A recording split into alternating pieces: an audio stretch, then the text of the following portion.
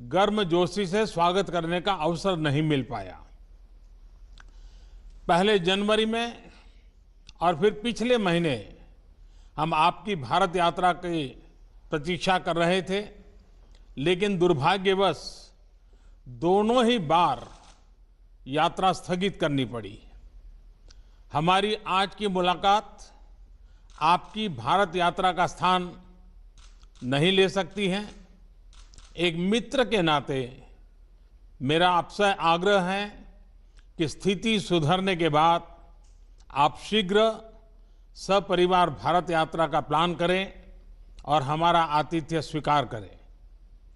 Excellency, Bharat Australia संबंध विस्तृत होने के साथ साथ गहरे भी हैं और यह गहराई आती है हमारे shared values, shared interest, shared geography और शेयर्ड ऑब्जेक्टिव्स से।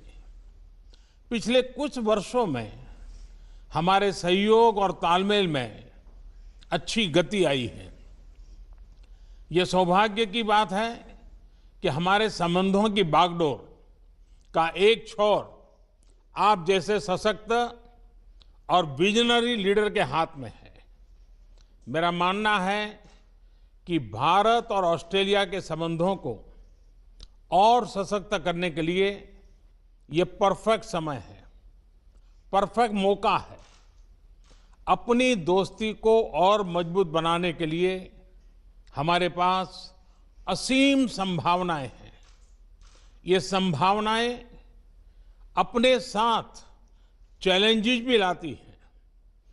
चैलेंजेस की किस तरह इस पोटेंशियल को वास्तविकता में ट्रांसलेट किया जाए ताकि दोनों देशों के नागरिकों, बिजनेसेस, एकेडमिक्स, रिसर्चर्स इत्यादि के बीच लिंक्स हो और जो और मजबूत बने। कैसे हमारे संबंध अपने क्षेत्र के लिए और विश्व के लिए एक फैक्टर ऑफ स्टेबिलिटी बने। कैसे हम मिलकर ग्लोबल गुड के लिए कार्य करें, इन सभी पहलुओं पर विचार की आवश्यकता है। एक्सेलेंसी, समकालीन विश्व में देशों की एक दूसरे से अपेक्षाएं और हमारे नागरिकों की हमसे अपेक्षाएं बढ़ गई हैं। डेमोक्रेटिक वैल्यूज को शेयर करने के नाते हम दोनों देशों का कर्तव्य है कि इन अपेक्षाओं पर हम खरे उतरे और इसलिए वैश्विक कल्याण के मूल्य जैसे लोकतंत्र, rule of law, freedom, mutual respect, international institutions का सम्मान और पारदर्शिता आदि को अपहोल्ड करना और प्रोटेक्ट करना हमारी सैक्रेड रिस्पॉन्सिबिलिटी है। यह एक प्रकार से भविष्य के लिए हमारी धरोहर है। आज जब अलग अलग प्रकार से इन वैल्यूज को चैलेंज किया जा रहा है, तो हम आपसी संबंधों को मजबूत करके इन्हें सशक्त कर सकते हैं। एक्सेलेंसी, भारत ऑस्ट्रेलिया के साथ अपने संबंधों को व्यापक तौर पर और तेज गति से बढ़ाने के लिए प्रतिबद्ध है। यह न सिर्फ हमारे दोनों देशों के लिए महत्वपूर्ण है, बल्कि इंडो पैसिफिक क्षेत्र और विश्व के लिए भी आवश्यक है। मुझे प्रसन्नता है कि हमारे विभिन्न इंस्टीट्यूशनल डायलॉग्स हमारे संबंधों को और सब्सटेंस प्रदान कर रहे हैं। दोनों देशों के बीच निरंतर उच्च स्तरीय एक्सचेंजेस भी हो रहे हैं। व्यापार और निवेश भी बढ़ रहा है। लेकिन मैं ये नहीं कहूंगा कि मैं इस गति से, इस विस्तार से संतुष्ट हूं। जब आप जैसा लीडर हमारे मित्र देश का नेतृत्व कर रहा हो, तो हमारे संबंधों में विकास की गति का मापदंड भी एम्बिशियस होना चाहिए। मुझे बहुत प्रसन्नता है कि आज हम अपने द्विपक्षीय संबंधों को कॉम्प्रिहेंसिव स्ट्रेटेजिक पार्टनरशिप के रूप में अपग्रेड कर रहे हैं।